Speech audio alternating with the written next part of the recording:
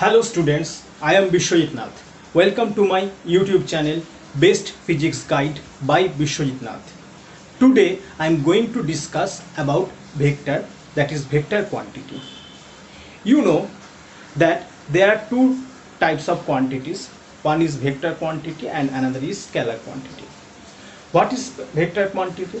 The quantity which has magnitude as well as direction, and which do not follows the simple algebraic rule of addition and subtraction. This type of quantity or this quantity is known as vector quantity.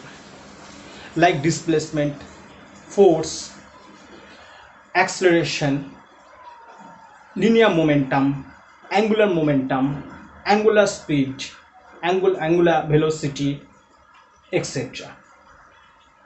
On the other hand, the quantity which has only magnitude, no direction, and which follows the simple algebraic rule of addition and subtraction is known as scalar quantity. Like distance, next time, pressure, these are known as scalar quantities.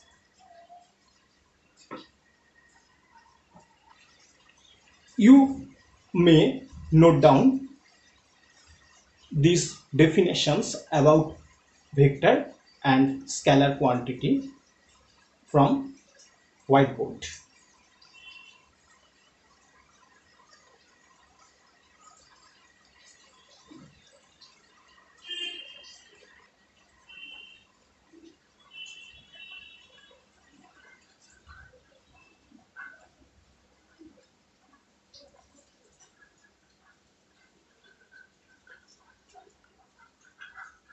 Although pressure has direction, but pressure is a scalar quantity. Why? Because pressure follows the simple algebraic rule of addition and subtraction. Similarly, since time follows the simple algebraic rule of addition and subtraction, that's why time is also a scalar quantity.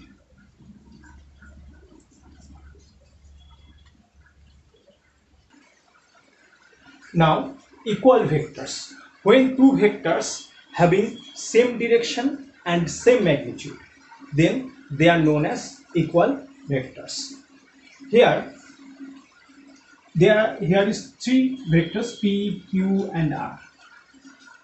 PQ has magnitude AB and its direction from A to B. A is the initial point and B is the final point. Here CD represents the vector Q and EF represents vector R. These three vectors have same magnitude, that is length of AB is equal to length of CD is equal to length of EF, and they have same directions. That's why we can say that P vector is equal to Q vector, Q vector is equal to R vector. That is, they have same magnitude. That's why we can write mod of P is equal to mod of Q is equal to mod of R.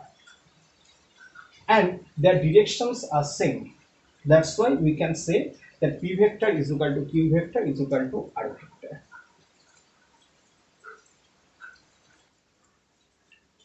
Now, unit vector. Let two vectors, capital A vector and small a cap vector, have same directions, but magnitude of a cap vector is 1. Then a cap is known as unit vector of capital A vector. That is, a cap is equal to a vector by mod of capital A vector, or capital A vector is equal to magnitude of capital A vector into a cap.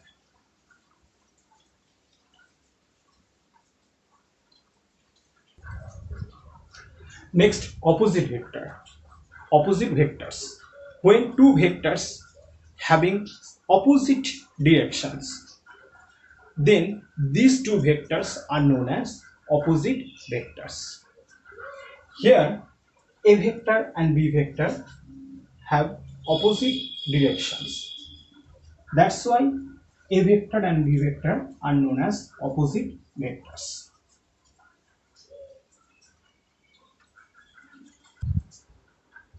Next, null vector. When two vectors having same magnitude but opposite in direction are added together, then the magnitude of the resultant becomes 0. Then this vector, that is the resultant vector, is known as null vector. That is, a null vector has 0 although 0 magnitude, but it is a vector quantity. The null vector has no specific direction, although it is a vector quantity. It is almost equivalent to a point in mathematics.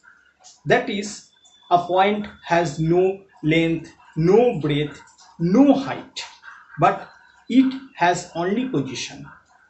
In this way, a null vector has no specific direction, but it is a vector quantity because it is the resultant of two vectors, and since its magnitude is 0, then that's why it has no specific direction.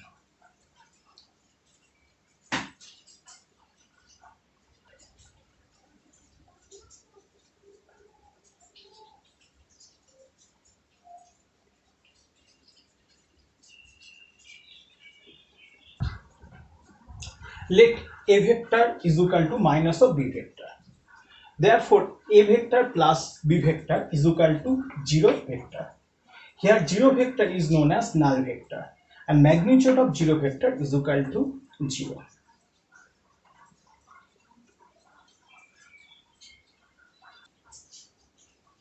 Let P and Q are two vectors represented by the two sides of the triangle AB and BC respectively.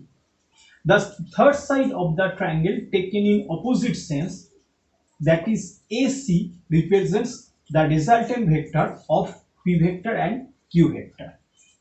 That is, R vector is equal to P vector plus Q vector. It is known as the triangle law of vector addition. This is known as the triangle law vector addition.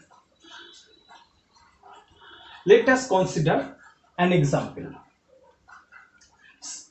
Let this is your home. At first you start from point A and moves along the line A to B. After that you moves to the line BC, making an angle theta with the previous direction, and reaches at the point C. Therefore, your final displacement is R, that is AC, with respect to your initial position.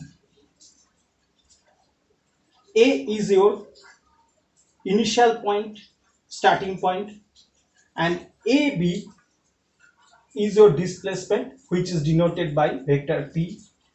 After that, your displacement is along B to C. It is denoted by vector Q. Now, your final displacement with respect to your starting point, that is AC, is represented by vector R. Therefore, R is the resultant displacement of P and Q. That's why we can write that R vector is equal to P vector plus Q vector. This is known as triangle law of vector addition.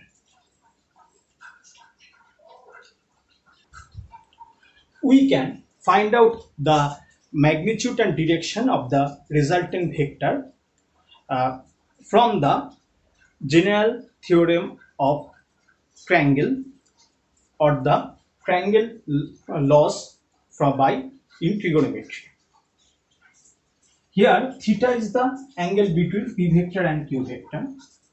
Therefore magnitude of r vector is equal to under root of magnitude of p vector square plus modulus of q vector square plus 2 into modulus of p into modulus of q into cos theta.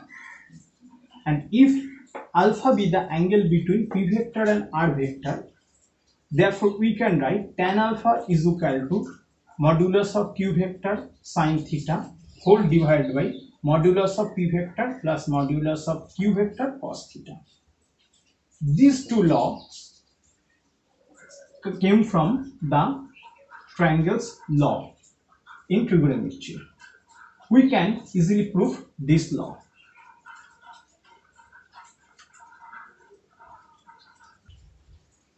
Now we can prove these two formulas easily. We can draw CD normal on the extended line AD, also extended line AB to the up to the point D.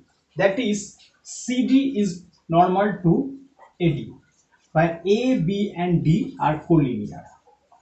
Now, from triangle ADC, we have BDC, we have BDC.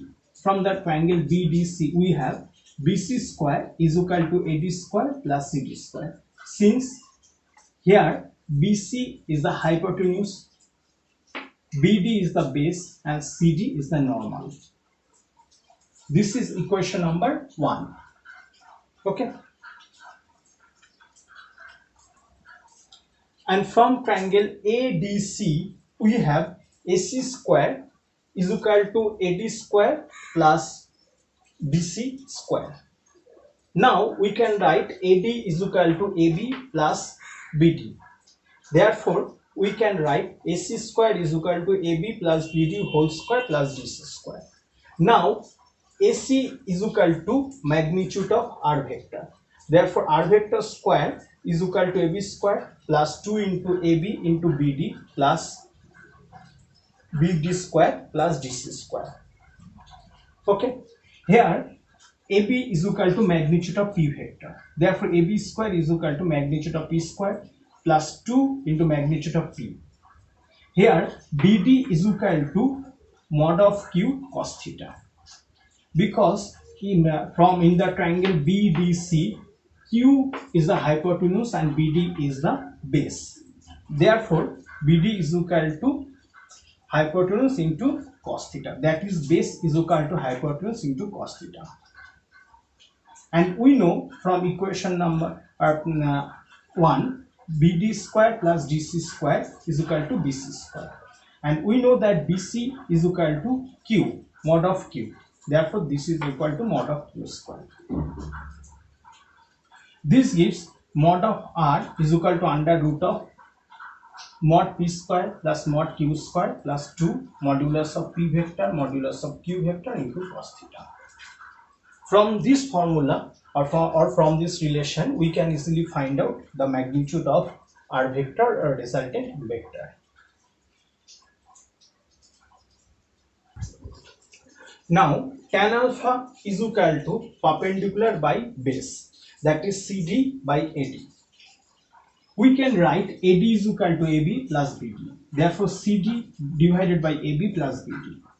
We know that CD is equal to mod of Q vector into sin theta, and AB is equal to magnitude of P vector plus BD is equal to mod of Q vector cos theta. Therefore, tan alpha is equal to modulus of Q vector sin alpha whole divided by modulus of P vector plus modulus of Q vector cos theta. From the angle or value of alpha, we can easily find out the direction of the resultant vector. Here, alpha is the angle between P vector and R vector.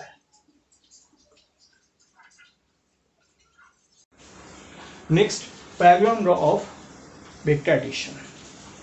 Here, two vectors P vector and Q vector are represented by the two adjacent sides of a parallelogram ABCD. Here AB represents vector P and AD represents vector Q. The diagonal of the parallelogram which passes through the point of intersection of two sides represents the resultant of these two vectors.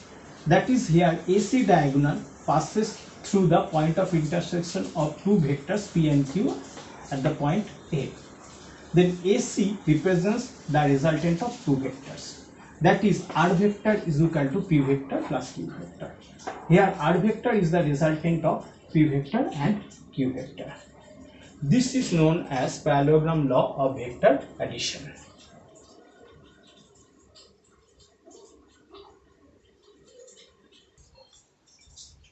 Let theta be the angle between P vector and Q vector. That is, angle DAB is equal to theta. And alpha be the angle between P vector and R vector. Therefore, modulus of R, that is magnitude of R vector, is equal to under root of P vector square plus Q vector square plus mod of P mod of Q cos theta. And tan alpha is equal to mod of R vector into sin theta whole divided by mod of P vector plus mod of Q vector cos theta.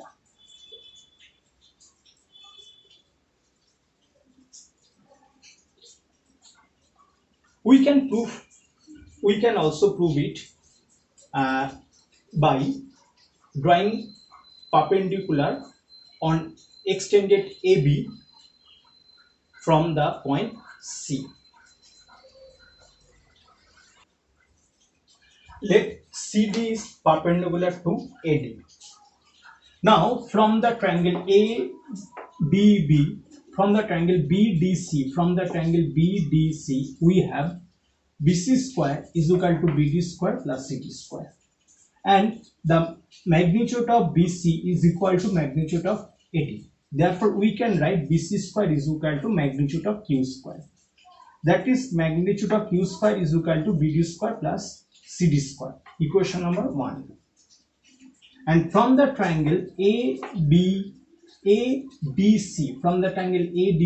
we have AC square is equal to AD square plus DC square. Now we can write AD is equal to AB plus BD. Therefore, AB plus BD whole square plus DC square. This gives AB square plus 2 into AB into BD plus DC whole square.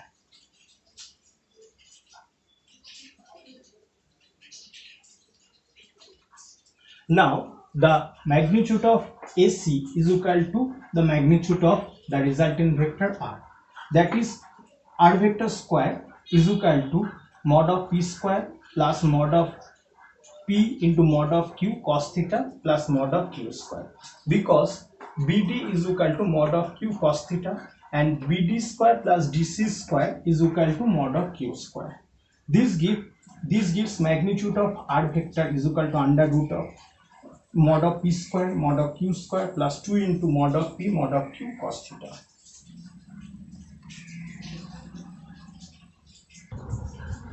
Now tan alpha is equal to CD by AD. CD is equal to CD by AB plus BD. And we know CD is equal to mod of Q vector into sin theta, and AB is equal to mod of P vector, and BD is equal to mod of Q vector cos theta. From this relation, we can easily find out the value of alpha. And alpha denotes the direction of R vector with respect to P vector.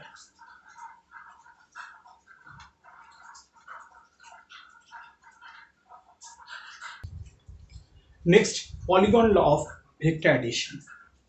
When we add more than two vectors, then we can apply polygon law of vector addition.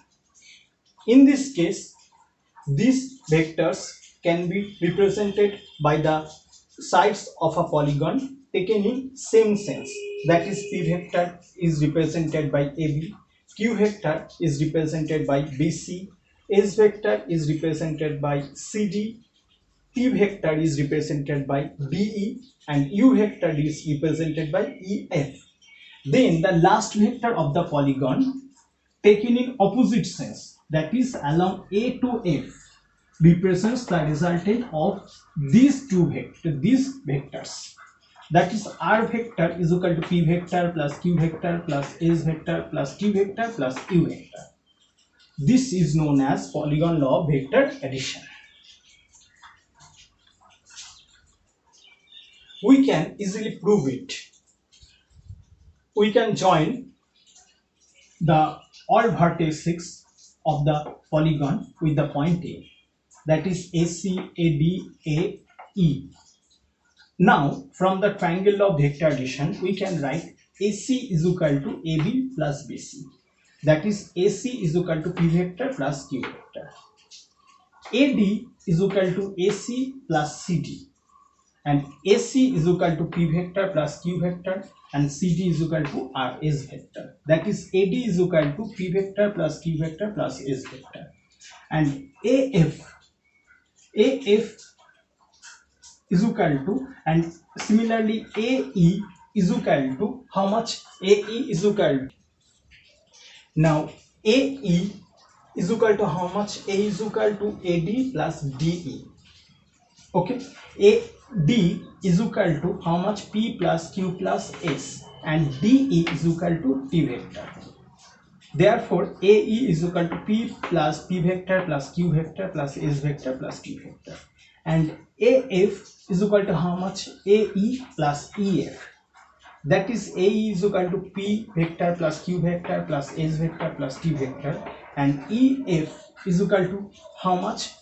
U vector, and AF is equal to R vector. Therefore R vector is equal to P vector plus Q vector plus S vector plus T vector plus U vector. In this way we can prove the Polygon's law of vector addition.